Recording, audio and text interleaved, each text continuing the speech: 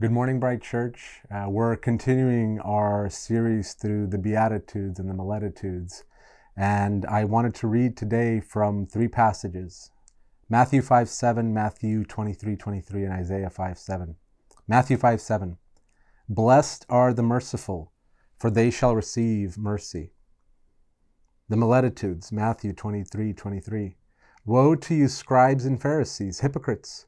For you tithe mint and dill and cumin, and have neglected the weightier provisions of the law, justice and mercy and faithfulness.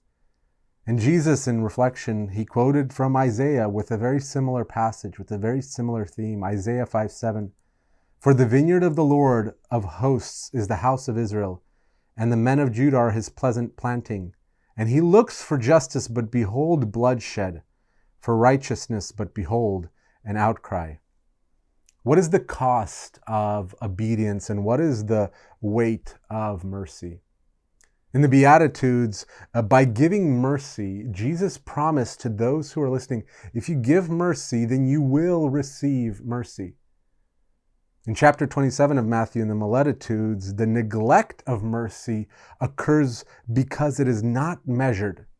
It's not weighted. Its significance is not noticed, despite it being the weightier matter, the weightier thing that God commands. And in Isaiah, God hears the outcry because that justice and that righteousness and that mercy that he so desires are not given. They're ignored. I know in the past week, a similar occurrence happened to me as well. I've been doing the backyard work, and I always have the option of doing something that is important, but not particularly straightforward. There is planning, there's figuring out how much you need, where to put it, what to do. And I have to finish up my backyard. In order to do so, I have to take the soil that was in a big pile and I have to level it out.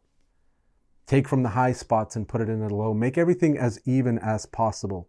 It requires observation and a subjective determination that I'm done. I've done enough and it looks good. Whether what is done is sufficient or whether I need to keep going. But the worst part about it is I worked for an entire day.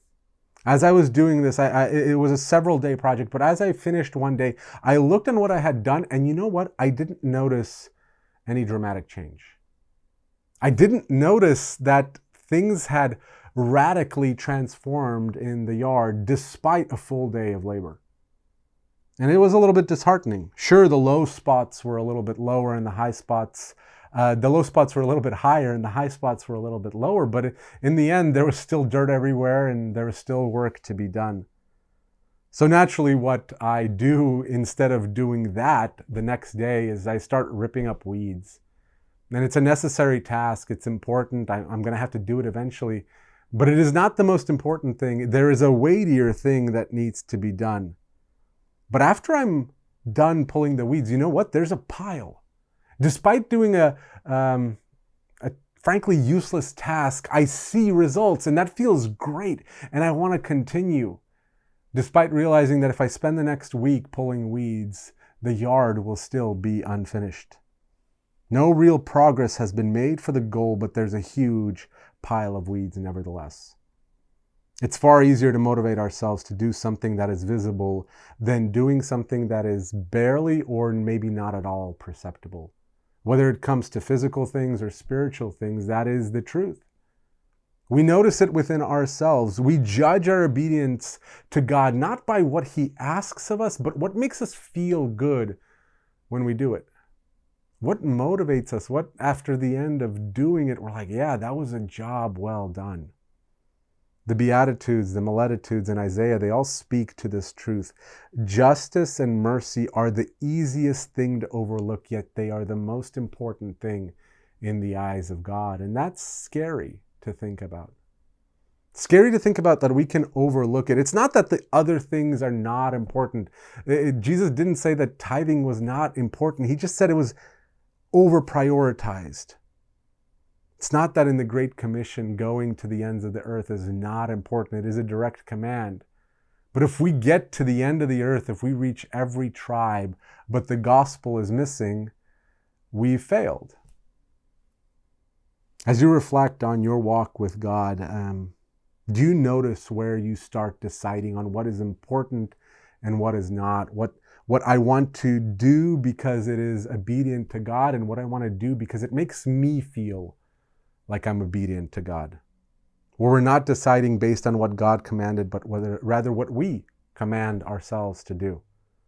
Choosing to pluck weeds while the rest of the yard is still in chaos.